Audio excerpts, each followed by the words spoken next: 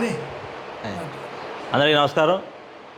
ఈరోజు రాజోలు నియోజకవర్గ వైఎస్ఆర్ కాంగ్రెస్ పార్టీలో మరి రాష్ట్ర ప్రచార విభాగం అధికార ప్రతినిధిగా మరి బాధ్యతలు చేపట్టినటువంటి తెన్నేటి కిషోర్ గారికి మొట్టమొదటిగా అభినందనలు తెలియజేస్తూ, మరి పార్టీ పునర్నిర్మాణంలో భాగంగా గౌరవ రాష్ట్ర అధ్యక్షులు వైఎస్ జగన్మోహన్ రెడ్డి గారు మరి పార్టీ పటిష్టంగా ఉండాలి అంటే పునాదులు కూడా చాలా బలంగా ఉండాలనే ఆలోచనతో మరి సీనియర్ నాయకులు మాజీ మంత్రివర్యులు గొల్లపల్లి సూర్యారావు గారి ఆధ్వర్యంలో మరి రాజోలు నియోజకవర్గాన్ని పటిష్టంగా బలంగా నిర్మించాలనే ఉద్దేశంతో మరి అనేక విభాగాలకి మరి నాయకులను, అధికారులను, కార్యకర్తలు నియమిస్తున్న సందర్భంలో మరి రాష్ట్ర ప్రచార విభాగానికి అధికార ప్రతినిధిగా మరి గత 10-12 సంవత్సరాలుగా మరి రాష్ట్ర ఎంఆర్పిఎస్ఎస్ అనే ఒక సంస్థతో మరి ఆంధ్ర రాష్ట్రంలో ఒక కమ్యూనిటీ ఉద్యమాన్ని భుజాన్ని వేసుకుని జాతి కోసం అహర్నిశలు పోరాడినటువంటి నాయకుడు.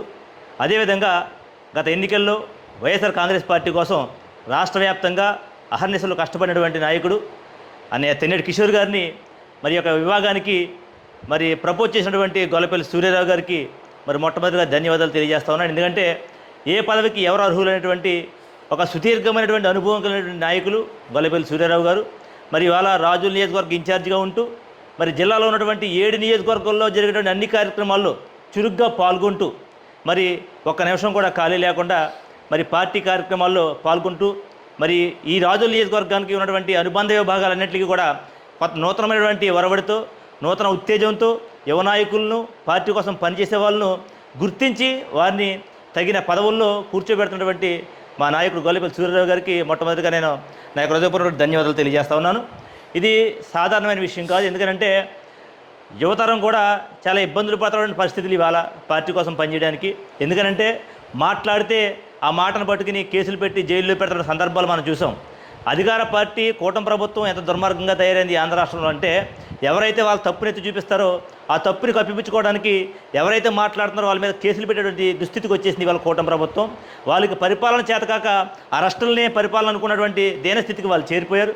ఇలాంటి సందర్భంలో మరి నాయకులను గుర్తించి మరి పార్టీని ప్రతిష్టపరచాలని చెప్పి అహర్నిశలో కష్టపడుతున్నటువంటి సూర్యారావు గారికి అభినందనలు తెలియజేస్తూ, మరి ఈ యొక్క పదవికి మరి తెన్నేటి కిషోర్ గారిని సెలెక్ట్ చేయడాన్ని నేను ముందుగా అభినందిస్తూ ఉన్నాను.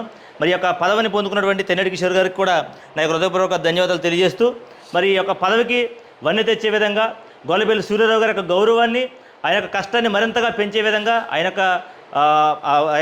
ఇచ్చినటువంటి ఆ పదవిని మీరు రాష్ట్ర వ్యాప్తంగా మీ స్వరం ద్వారా మరింత ఉత్తేజపరిచే విధంగా మీరు పనిచేయాలని చెప్పేసి తెలియజేస్తూ నా యొక్క మాటలు ముగిస్తూ ఉన్నాను. మంచిదా.